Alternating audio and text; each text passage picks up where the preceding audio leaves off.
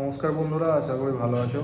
তো আজকে কটা নিউজ আছে, ভাবলাম তোমাদের সাথে শেয়ার করি আর তোমাদের সাথে একটু ডিসকাস করে আলোচনা করে তোমাদেরও যেটা মনে হয় সেটা কমেন্টে জানিও।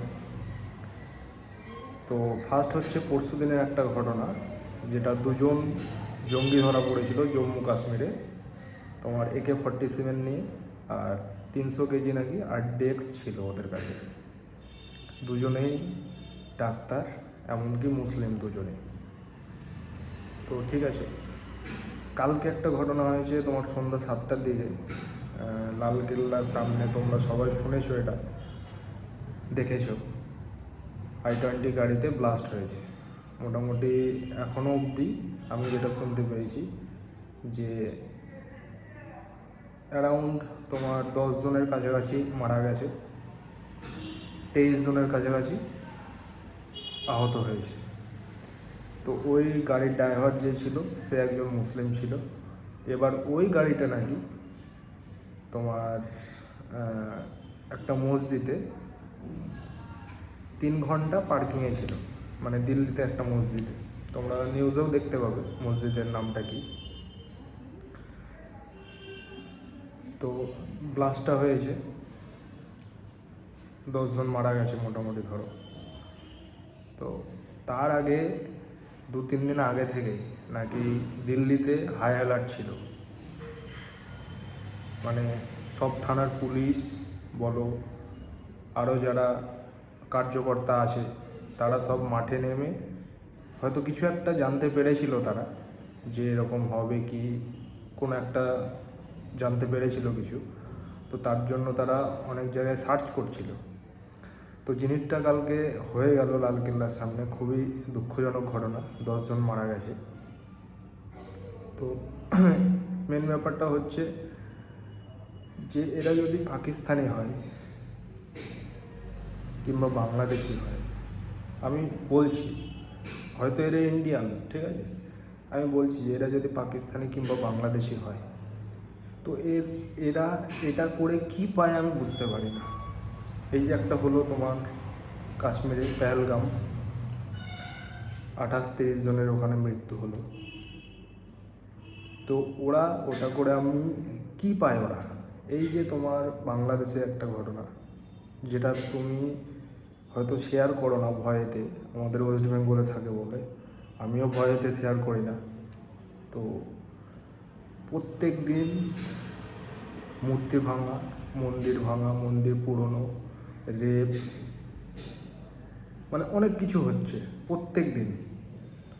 তোমার যদি কোনো বাংলাদেশের চ্যানেল সাবস্ক্রাইব করা থাকে কিংবা ফলো করা থাকে, দেখবে নোটিফিকেশান আসবে। তো এগুলো করে কি পায় তারা আমি বুঝতে পারি না। সবাই মিলে একসাথে থাকলেই তো হয় ভাই, তুই মুসলিম আমি হিন্দু, তো কি হয়েছে? কি হয়েছে? যদি কারোর ইচ্ছে হয় যে আমি হিন্দু হব, সে হতে পারে। যদি কারোর ইচ্ছে হয় যে আমি মুসলিম হব, সে হতে পারে। কিন্তু এসব করে কি হয় বুঝতে পারি। তো এইসবের পিছনে কারা আছে হয়তো তদন্ত করছে পুলিশ, জানতে পারা যাবে খুব তাড়াতাড়ি। আর জানতে পারলে তোমাদের সাথে শেয়ার করব। আর তোমাদেরও মতামত জানিও, তোমাদের কি মনে হচ্ছে না মনে হচ্ছে সেটা কমেন্টে বলো। আর আরেকটা কথা, তোমার আমাদের শিক্ষামন্ত্রী আজকে জামিন পেয়েছে, শুনেছ? একটু বোম টোম পাঠাও পাড়ায়।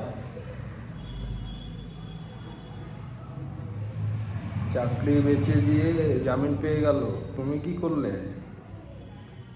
তুমি জীবনে কিছু করতে পারলে? আমিও পারিনি জীবনে কিছু করতে, আর হয়তো চান্সও নেই, বয়সও হয়ে গেছে।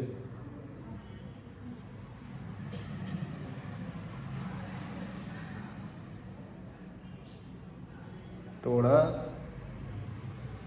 চাকরি চুরি করে, শিক্ষা দুর্নীতি করে জামিন পেয়ে যাচ্ছে 2-4 বছর জেল খেটে।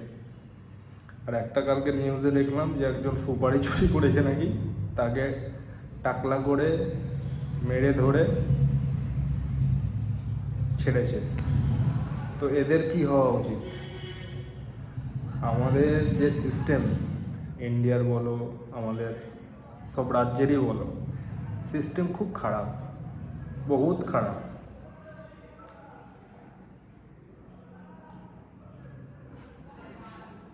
কি তোমাদের মতামত কি? সিস্টেম খুবই খারাপ। এই যে রেপ কেস হলে, কেউ যদি মার্ডার হয়ে যায়, খুনিকে চোখের সামনে ঘুরতে দেখেও পুলিশ ধরে না, ধর্ষণকারীকে চোখের সামনে ঘুরতে দেখেও পুলিশ ধরে না। কি একটা নিয়ম কানুন যে বানিয়েছে আমি বুঝতে পারি না। আর একটা কথা, মুর্শিদাবাদে, তোমার শুধু মুর্শিদাবাদে, অন্য কোথাও মানে অভিযান চলছে খোঁজার, সেটা হচ্ছে বোমা খোঁজার।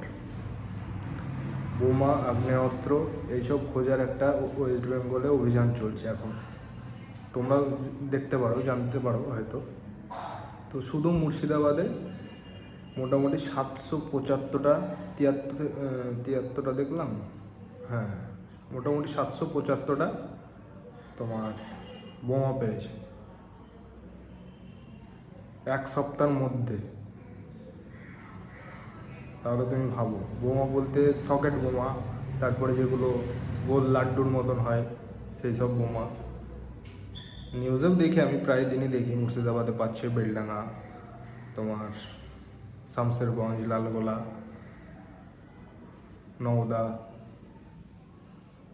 তো এটা একটা ভালো কাজ করছে পুলিশে, যেটা পঞ্চায়েত ভোটের আগে খুবই দরকার। কেননা এর আগের পঞ্চায়েতে তোমরা দেখবে যে অনেক মানুষ হতাহত হয়েছিল। সেটা যেন এবার না হয়, সরকারের কাছে আবেদন করব যে এবার যেন কেউ হতাহত না হয় পঞ্চায়েত ভোটে। কেননা পঞ্চায়েত ভোটটা একটা সেন্সিটিভ ভোট। দেখবে বন্ধুদের সাথে ঝামেলা লেগে যায়, নিজের আপন বন্ধু, বেস্ট ফ্রেন্ড, তার সাথে কথা হয় না, এরকমও হয়ে যায়। তো যাই হোক, তোমাদের ফ্যামিলি, তোমরা যেন সবাই ভালো থেকো। আর দেখি কালকে যদি ভিডিও একটা আনতে পারি তো আনবো।